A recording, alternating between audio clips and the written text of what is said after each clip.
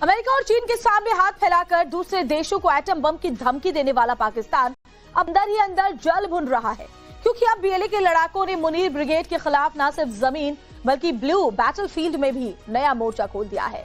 समंदर में बीएलए की Hammal maritime defence force Pakistani coast guard पर बारूद बरसाने लगी है।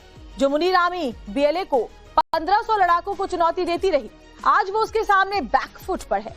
लेकिन ऐसा कोई पहली बार नहीं है जब बीएलए के लड़ाकों ने मुनीर आर्मी को बैकफुट पर धकेला हो, बल्कि इससे पहले भी कई बार बीएलए के लड़ाकों ने मुनीर ब्रिगेड के खिलाफ बड़ा ऑपरेशन चलाया है। इसलिए जरा इसे ग्राफिक्स के जरिए समझ लेते हैं। तो देखिए, साल था 2024 और महीना था अगस्त का, जब पाकिस्तान के खिलाफ बीएलए ने ऑपरेशन हिरौफ का पहला चरण शुरू किया था। और इस दौरान पुलिस स्टेशन, रेलवे ट्रैक और वाहनों को निशाना बनाया गया, जिसमें करीब 74 लोग मारे गए, जिनमें 14 पाकिस्तानी सुरक्षा बल भी शामिल थे। इसके बाद अक्टूबर 2024 में फिर से बलूच लिबरेशन आर्मी के लड़ाकों ने कराची एयरपोर्ट मोटरवे पर हमला किया। हालांकि इस हमले में किसी की मौत नहीं हुई, लेकिन 2 चीनी नागरिकों समेत 10 से ज्यादा लोग उस दौरान घायल हो गए थे। इसके बाद 9 नवंबर 2024 की तारीख आई, जब बीएलए ने क्वेटा रेलवे स्टेशन पर सुसाइड बॉम्बिंग को अंजाम दिया। और ये हमला इतना खतरनाक और विस्फोटक था कि 30 से ज्यादा लोग मारे गए और 50 से ज्यादा घायल हो गए थे। अक्टूबर 2025 में भी बीएलए के लड़ाकों ने पाकिस्तान के कई शहरों को दहलाया था, और इस दौरान कई इलाकों में आईईडी और ग्रेनेड हमले किए गए, जिससे पाकिस्तान धुआं धुआं हो गया था। और इन हमलों में पाकिस्तान के 25 से ज्यादा सैनिक मारे गए थे। और ऐसे ही 11 मार्च 2025 को बीएलए के लड़ाकों ने फिर मुनीर को चुनौती दी और जाफर एक्सप्रेस ट्रेन हाईजैकिंग को अंजाम दिया। इस दौरान ट्रेन को रोकने के लिए आईडी ब्लास्ट किया गया और ट्रेन में सवार करीब 450 से ज्यादा यात्रियों को बंधक बना लिया था, आपको याद होगा। हालांकि इस दौरान पाकिस्तानी सेना के रेस्क्यू ऑपरेशन में 33 हमलावर मारे गए, और कई रिपोर्ट्स में ऐसा दावा है कि इस दौरान पाकिस्तान के भी कई सैनिकों को जान गंवानी पड़ी और मौत का ये आंकड़ा 60 के पार पहुंच चुका था। इसके बाद 30 से 31 जनवरी 2026 को बीएलए ने पाकिस्तान में ऑपरेशन हिरौफ फेज 2, जिसे ब्लैक स्टॉर्म 2.0 कहा गया, इसकी शुरुआत की। और इसमें police station, military outpost, bank, school, अस्पताल, जेल और हाईवे टारगेट किए। और सुसाइड बॉम्बिंग और फिदायीन हमलों को अंजाम दिया गया, जिसमें ऐसा दावा किया गया कि इन हमलों के दौरान 80 से 145 से ज्यादा पाकिस्तानी सुरक्षा बल मारे गए थे।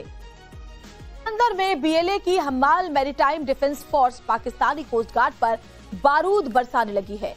जो मुनीर आर्मी बीएलए को 1500 लड़ाकों को चुनौती देती रही, आज वो उसके सामने बैकफुट पर है। लेकिन ऐसा कोई पहली बार नहीं है जब बीएलए के लड़ाकों ने मुनीर आर्मी को बैकफुट पर धकेला हो, बल्कि इससे पहले भी कई बार बीएलए के लड़ाकों ने मुनीर ब्रिगेड के खिलाफ बड़ा ऑपरेशन चलाया है। इसलिए जरा इसे ग्राफिक्स के जरिए समझ लेते हैं। तो देखिए, साल था 2024 और महीना था अगस्त का, जब पाकिस्तान के खिलाफ बीएलए ने ऑपरेशन हिरौफ का पहला चरण शुरू किया था।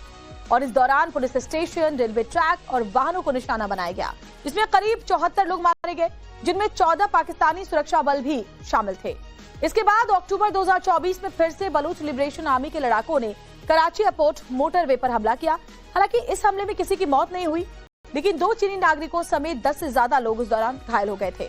इसके बाद 9 नवंबर 2024 की तारीख आई, जब बीएलए ने क्वेटा रेलवे स्टेशन पर सुसाइड बॉम्बिंग को अंजाम दिया। और ये हमला इतना खतरनाक और विस्फोटक था कि 30 से ज्यादा लोग मारे गए और 50 से ज्यादा घायल हो गए थे।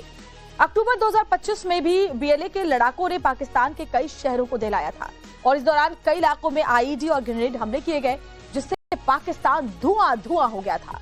और इन हमलों में पाकिस्तान के 25 से ज्यादा सैनिक मारे गए थे।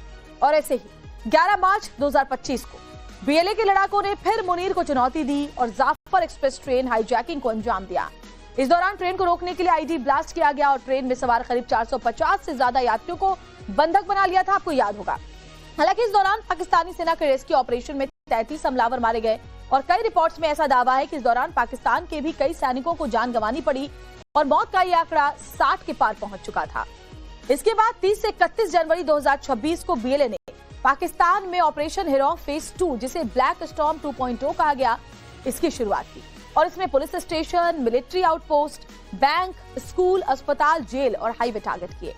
और सुसाइड बॉम्बिंग और फिदायीन हमलों को अंजाम दिया गया, जिसमें ऐसा दावा किया गया कि इन हमलों के दौरान 80 से 145 से ज्यादा पाकिस्तानी सुरक्षा बल मारे गए थे।